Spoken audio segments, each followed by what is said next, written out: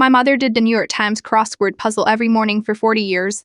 After she died, I found out why. Mom's crossword ritual was as predictable as sunrise. Every morning at 6:30, she'd sit at her kitchen table with her pen, never pencil, cup of black coffee, and the New York Times crossword. She completed it daily without fail, even on Christmas mornings. And during family vacations, when she'd have Dad drive to find a newspaper as kids, we knew not to interrupt puzzle time.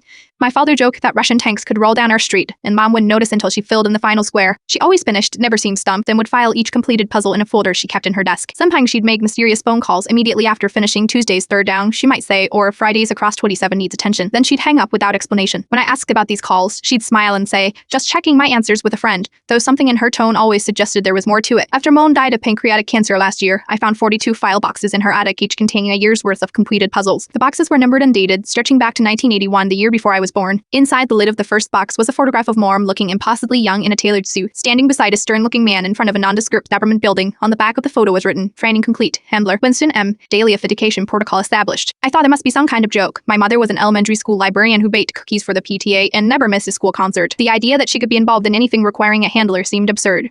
Then I found the letter in the bottom of the box on official Department of Petrie letterhead, though the letterhead itself was clearly decades old. Dear Mrs. Winters, this letter confirms your acceptance of Decton SC, -7. Demande a set authentication doubly, effective immediately. Your daily testing trying through the established channel will confirm regional security status. CMO communications protocols are enclosed. Compensation will continue through the designated account. Thank you for your continued service. The letter was dated the 17th of August, 1981. Exactly 1 month after Mom and Dad moved from Washington, D.C. to our small town in Ohio, I called my father, who was still deep in grief and living with my sister in Florida.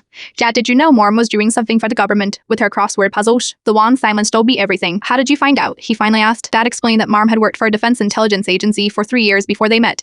When they decided to get married and start a family, she officially retired us, but not entirely.